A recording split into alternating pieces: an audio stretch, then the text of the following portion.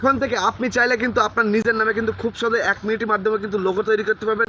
তো বন্ধুরা দেখুন, আপনার প্রতিষ্ঠানের নামে হোক, আপনার নিজের নামে হোক, অথবা আপনার দোকানপাটের নামে হোক, যেটাই হোক না কেন খুব সহজে কিন্তু আপনি কিন্তু মাত্র 1 মিনিটে নিজের নামে কিন্তু খুব সহজে লোগো তৈরি করে নিতে পারেন। তো বন্ধুরা আজকে ভিডিওটা খুবই ইন্টারেস্টিং একটা ভিডিওটা শিখতে হলে ভিডিওটা না টেনে সম্পূর্ণ দেখবেন, তাহলে কিন্তু খুব সহজে সবকিছু শিখতে পারবেন। আর হ্যাঁ, আপনি যদি আমাদের চ্যানেলে ফেসবুক পেজে নতুন দর্শকে থাকেন, তাহলে কিন্তু অবশ্যই আমাদের চ্যানেলটা ফেসবুক পেজটা ফলো করে সাথে দেখতে পারেন ঠিক এরকম নিত্য নতুন টেকনিক্যাল ভিডিও পাওয়ার জন্য। তো চলুন শুরু করা যাক। অলরাইট গাইস, তো বন্ধুরা আমরা কিন্তু সরাসরি মোবাইল স্ক্রিনে চলে আসলাম। তো বন্ধুরা আমরা কিন্তু এখন শিখবো আমরা আমাদের নিজের নামে কিভাবে লোগো তৈরি করব। তো আপনি আপনার নিজের নামে যদি লোগো তৈরি করতে চান তাহলে কি করবেন, সরাসরি যে কোনো একটা ব্রাউজার সিলেক্ট করে নেবেন। তো সবচেয়ে গুগল ক্রোম ব্রাউজারটা কিন্তু এখানে বেস্ট। তো আমি কিন্তু গুগল ক্রোম ব্রাউজারে সরাসরি চলে আসলাম। তো গুগল ক্রোম ব্রাউজারে চলে আসার পর এখানে উপরে দেখতে পাচ্ছেন সার্চ বার জাস্ট ক্লিক করে দেবেন। সো ক্লিক করার পর বন্ধুরা আপনাকে এখানে লিখে সার্চ করতে হবে ব্র্যান্ড মার্ক। তো আমি কিন্তু ব্র্যান্ড মার্ক লিখে সার্চ করে দিচ্ছি, দেখুন।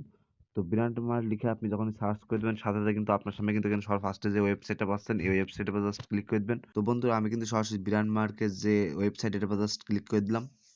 সো ক্লিক করার পরে সবার ফার্স্টেই দেখতে পাচ্ছেন যে ক্রিয়েট মাই লোগো নামে একটা অপশন চলে আসছে।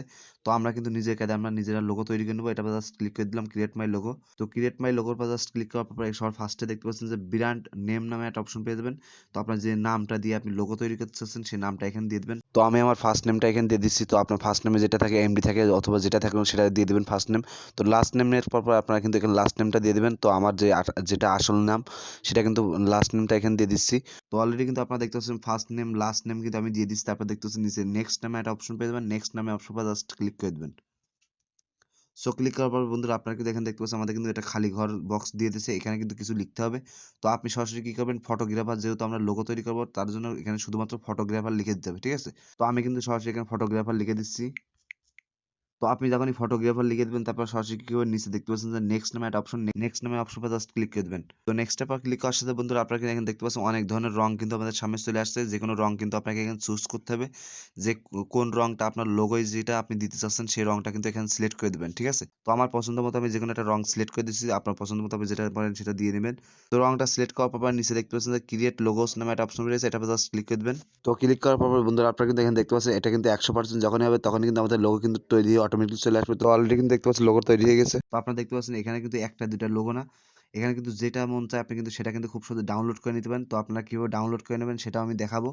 তো এখন দেখুন খুব সুন্দর করে কিন্তু ফটোগ্রাফার করে লোগো কিন্তু আমাদের সামনে ক্রিয়েট করে দিয়ে দিয়েছে। তো বন্ধুরা ধরুন আমার এই লোগোটা কিন্তু পছন্দ হয়েছে, তো এই লোগোটা আমি কিন্তু ডাউনলোড করে আমি আমার গ্যালারিতে নেবো।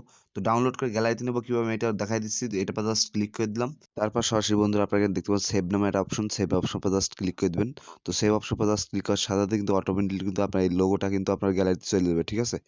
তো বন্ধুরা আজকে ভিডিওটা মূলত এই পর্যন্ত, আশা করি আপনাদের সবাইকে বোঝাতে পেরেছি। ভিডিওটা ভালো লাগলে অবশ্যই আমাদের ফেসবুক পেজটা ফলো করে সাথে থাকতে পারেন, ইউটিউব চ্যানেলটা সাবস্ক্রাইব করে পাশে থাকতে পারেন ঠিক এরকম নিত্য নতুন টেকনিক্যাল ভিডিও পাওয়ার জন্য। তো সবাইকে ধন্যবাদ জানাই, আল্লাহ হাফেজ।